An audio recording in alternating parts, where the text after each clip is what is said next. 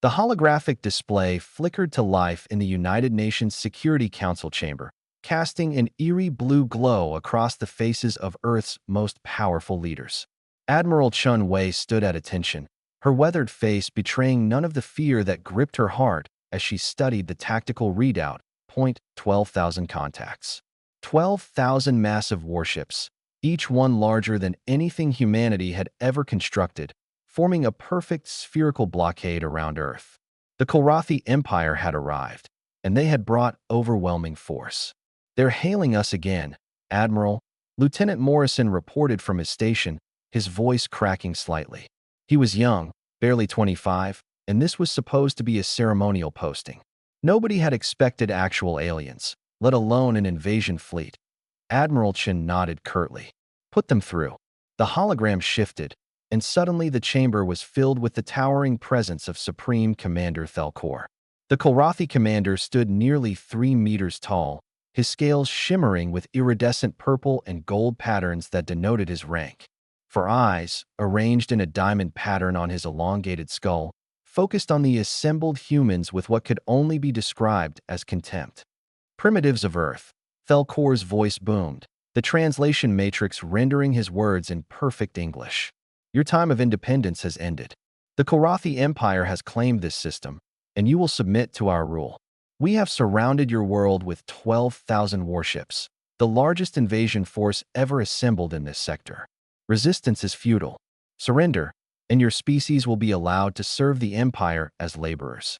Refuse, and we will turn your cities to ash and your oceans to steam."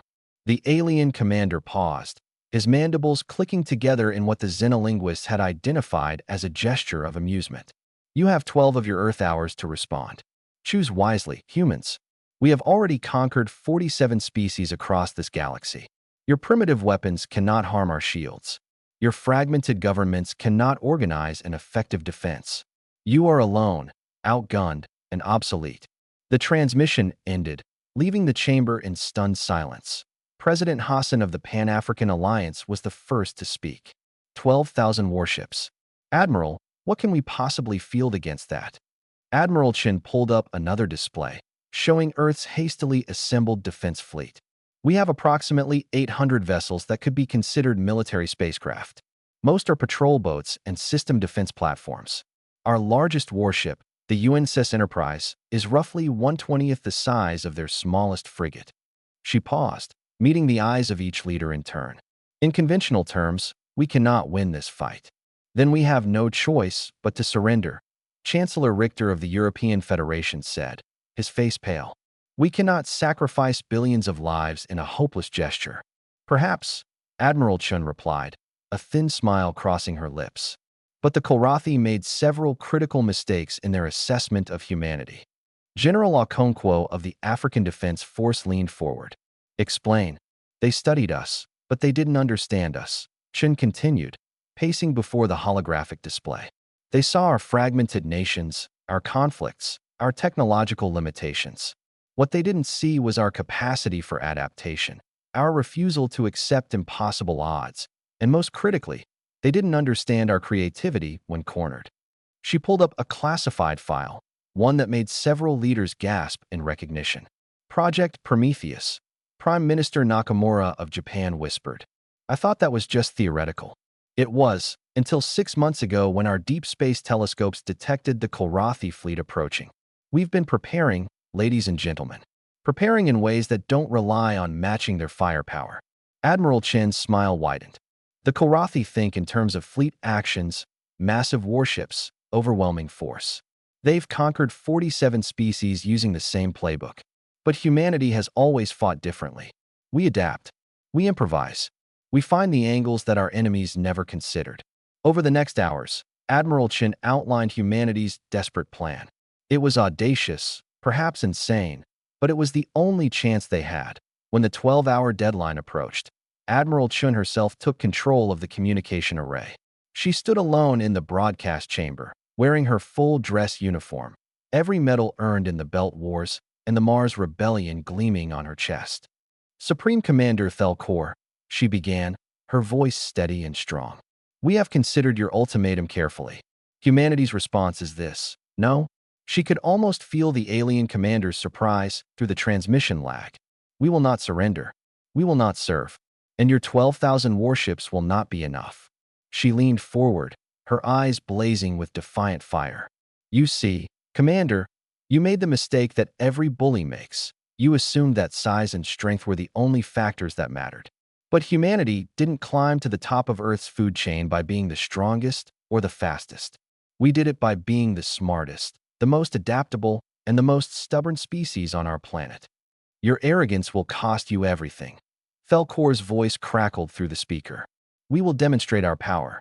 Your largest city will be reduced to rubble as an example. You're welcome to try, Admiral Chin replied calmly. But I should warn you, we've had 12 hours to prepare. That's 11 hours and 59 minutes longer than we actually needed. She cut the transmission and immediately opened the tactical command channel. All units, execute Operation David. Across Earth's surface, in hundreds of hidden bunkers and underground facilities, humanity's true defense came online. Not massive warships or powerful weapons, but something far more insidious.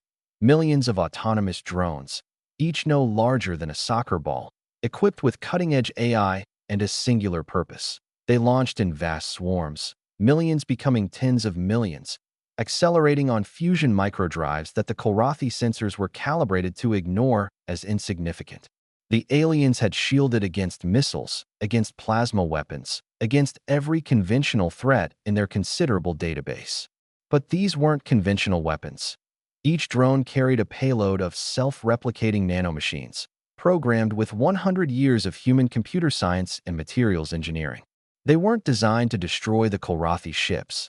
They were designed to infiltrate them. Supreme Commander Felcor watched with disdain as the swarms approached his fleet.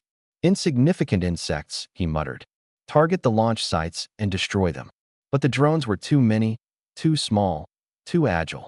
They danced through the defensive fire, learning and adapting with each passing second. And when they reached the Kolrathi vessels, they didn't attack the shields or the armor. They found the seams, the sensor arrays, the heat vents, all the tiny imperfections that every ship, no matter how advanced, must have. Within minutes, the nanomachines had infiltrated the computer systems of 300 ships. Within an hour, half the Kolrathi fleet was compromised. The machines rewrote navigation protocols, locked weapons systems, altered life support parameters. They turned the Kolrathi's technological superiority against them. On the bridge of his flagship, Felcor watched in growing horror as vessel after vessel reported catastrophic systems failures. His tactical display was a constellation of red warnings, and the number was growing exponentially. All ships, emergency disconnect from the network, he roared. But it was too late. The nanomachines didn't need the network anymore. They had already physically integrated into the ship's systems. Admiral Chin watched the chaos unfold from Earth's command center, her expression grim but satisfied. Open a channel to the Kolrathi flagship. Felcor's face appeared on the screen, and for the first time, Chin saw fear in those alien eyes.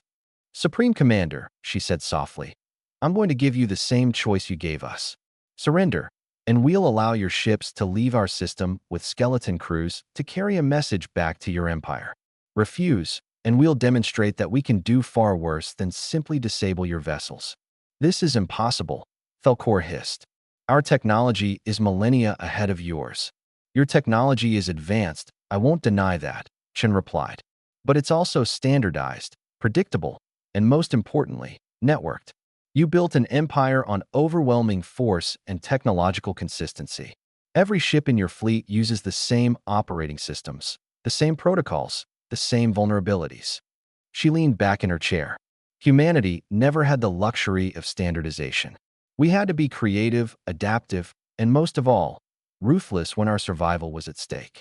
She gestured to her tactical officer, and suddenly the Kolrathi's own view screens showed them simulations of what the nanomachines could do if given different directives.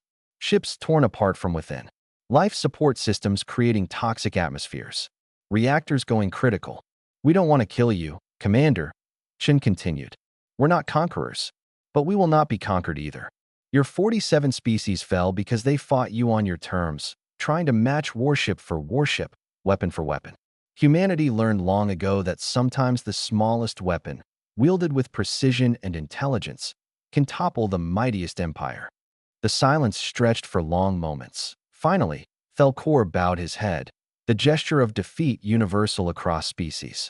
What are your terms, Admiral? Leave our system. Tell your empire that Earth is not to be touched. We don't want war with you, but we will not hesitate to respond if threatened. She paused, her expression softening slightly. And Commander, take this message to your leaders.